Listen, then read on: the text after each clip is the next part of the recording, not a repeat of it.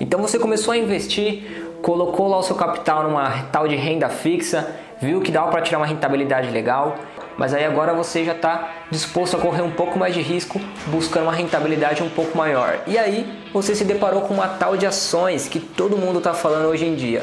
Daí você me pergunta, mas que raios que é essas ações que todo mundo fala? Fica comigo então até o final desse vídeo que você vai descobrir exatamente o que é isso daí.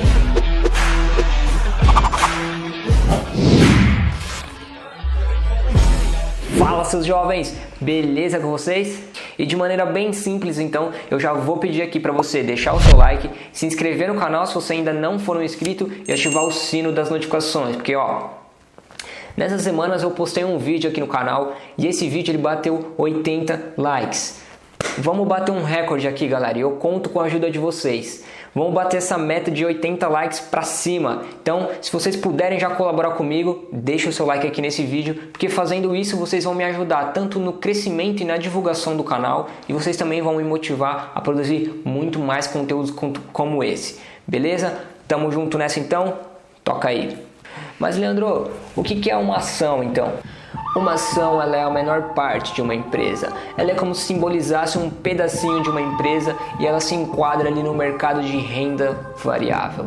Então tá, deu para captar aqui que basicamente uma ação é a menor parte ou um pedacinho de uma empresa. Mas o que a gente tem a ver com isso e por que as ações ou as empresas têm esses pedacinhos disponíveis aí na bolsa de valores? Quando uma empresa abre o seu capital ou quando ela passa a ser negociada na bolsa de valores, o principal objetivo dessa empresa, na verdade, é arrecadar dinheiro, porque ela está visando um crescimento e esse dinheiro vai ser utilizado para ser investido, né, nessa empresa e investindo aí visando o seu crescimento. Então, provavelmente ela está com algum projeto em mente, tem alguma ideia de estruturação melhor para a empresa, visando aí o seu crescimento. E aí, por esse motivo, elas decidem abrir mão de parte aí da sua empresa para liberar para os acionistas, né, ou para a sociedade anônima. Aí você deve estar me perguntando, tá, mas como que isso funciona? Basicamente, então, quando uma empresa decide abrir o seu capital, a gente chama esse primeiro momento de IPO, que é a oferta pública inicial. E essa primeira oferta é o que a gente costuma chamar de mercado primário, né? Ou seja, a empresa ela abre mão de parte aí de uma porcentagem, né, da sua empresa.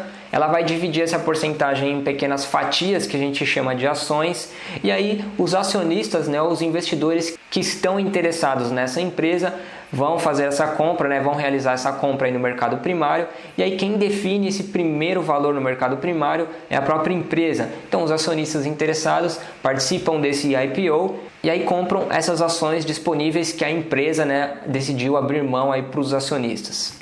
Já por outro lado, que é como o pessoal está mais acostumado, né? Quando você acessa o seu home broker lá, né, ou acessa a sua corretora para fazer a compra de uma ação, a gente costuma dizer que esse é um mercado secundário, porque você não está mais fazendo a compra diretamente com a empresa. Você agora está fazendo a compra, na verdade, com outros investidores que aderiram, né, ou adquiriram essas cotas dessa empresa quando ela abriu, né, o seu IPO. Então, quando você está ali com o home broker, na verdade você está negociando com outro acionista, né? E aí esse valor que é negociado, ele é definido já então pelo mercado, a empresa não tem mais nenhuma interferência nesse valor. E aí como que o mercado, né, basicamente faz essa variação de preço? Por que a gente vê aquela oscilação, né, nas cotas e na bolsa de valores, que são aqueles gráficos que a gente costuma acompanhar em vídeos e filmes que o pessoal começa a colocar a bolsa subiu, a bolsa caiu. Na verdade, aqui entra aquele caso da lei da procura e da oferta. Então, se o investidor X tem uma ação de uma empresa que está sendo muito procurada, está tendo muitos compradores para aquela empresa que ele tem em mãos, é normal, né, que esse preço suba, porque está tendo uma demanda muito alta para aquela empresa. Já o cenário oposto também é verdade. Se você tem uma ação que ela não está tendo nenhuma procura, na verdade ela está sendo mais vendida, né, do que comprada, é comum também que esse preço dessa ação caia, porque pensa basicamente é como se fosse uma venda, como você faz aí no Mercado Livre ou qualquer outro lugar onde você queira fazer uma venda. Se você tem um produto e você anuncia ele, por exemplo, por R$3.000, aí vem um outro fulano e anuncia por 2.800. é provável que aquele cara que venda com um preço menor que o seu, se os produtos estiverem na mesma condição, o dele venda primeiro porque está mais barato. Então aí você começa a diminuir o seu preço também, justamente para você poder vender o seu produto. E acontece a mesma coisa com as empresas. Quando você tem uma empresa e você está vendo que ela não está sendo vendida, o que você vai fazer? Você vai diminuir o preço dela. Então, de R$10 que você está negociando uma cota, você vai abaixar o seu preço ali para R$ 9,80. E aí assim sucessivamente até você conseguir realizar a sua compra. Então é assim que funciona a variação dos preços das empresas, né, e das cotas no mercado aí da Bolsa de Valores. E é basicamente isso, não tem segredo, é simples assim, sem complicar nem nada, tá? Então vamos só fazer um exemplo aqui para realmente fixar aqui na cabeça de vocês. De forma prática aqui, vamos supor que, por exemplo, você tem dinheiro e decidiu abrir um mercadinho, tá? Lá no seu bairro, na sua cidade e tal, você abriu um mercadinho ali de esquina. E aí, depois de alguns meses, você percebeu que esse mercadinho começou a te dar um retorno legal.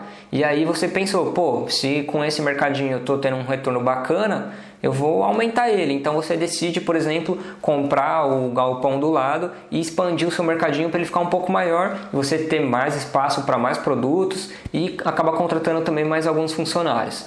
E aí com o tempo também você viu que a sua rentabilidade então dobrou depois que você fez esse investimento, que você comprou esse outro galpão, sua rentabilidade começou a aumentar, você viu mais lucro e aí você decidiu então aumentar ainda mais. Você foi, na verdade, comprou mais um espaço ali vazio, aumentou seu mercadinho e aí você viu que deu certo, você passou a abrir um outro mercado, né, num outro bairro ou numa outra cidade e você continuou fazendo seus investimentos ali, né, nesse mercado e viu que você está faturando legal, está dando uma grana boa.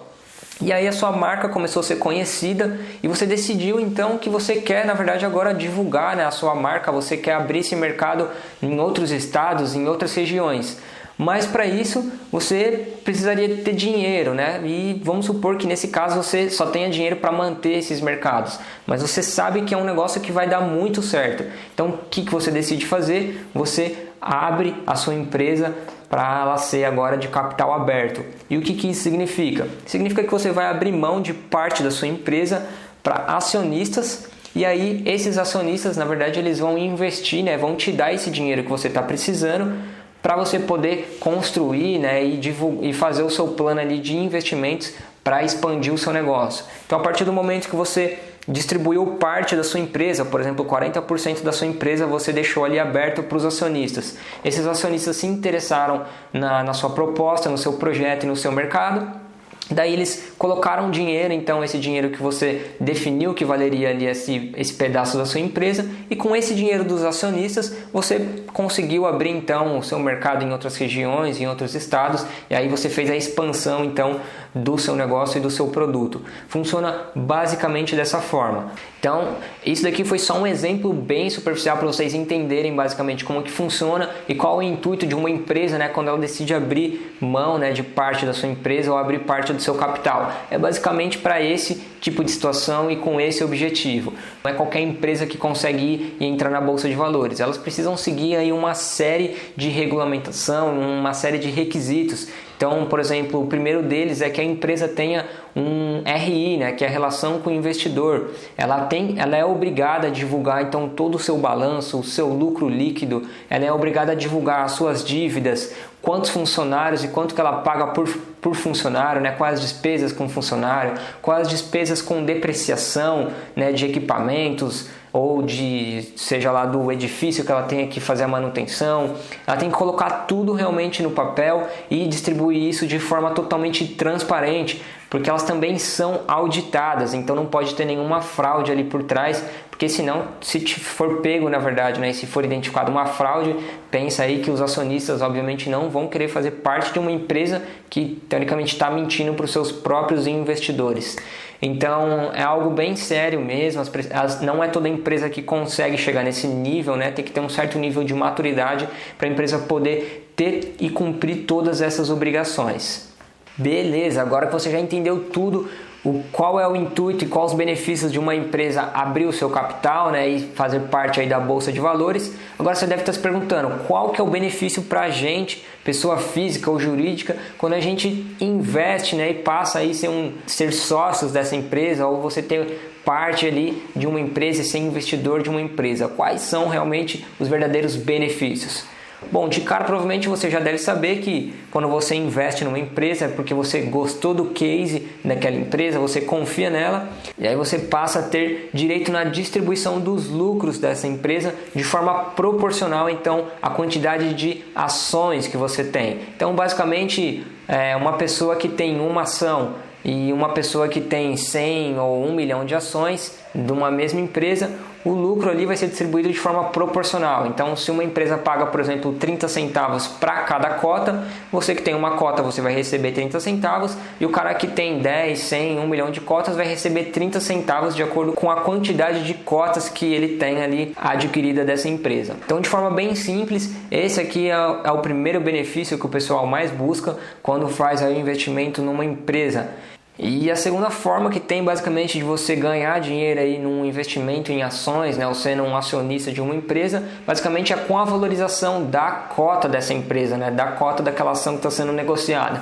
Então se você comprou ali uma empresa que cada cota dela vale R$10, por exemplo, e daqui a alguns meses essa mesma cota passou a valer R$15, você teve um lucro aí teoricamente de R$5 para cada cota que você adquiriu. Obviamente tem outras formas também, como juros de capital próprio, subscrição e bonificações que as empresas fazem. Eu não vou entrar muito no detalhe aqui para não confundir vocês, mas se vocês tiverem mais interesse nesse tipo de conteúdo, deixem aí nos comentários para saber o que vocês estão achando, se vocês têm interesse em me aprofundar um pouquinho mais nesse tipo de conteúdo para vocês. Eu sempre falo aqui que os comentários estão abertos e são livres para vocês se expressarem aqui nesse vídeo.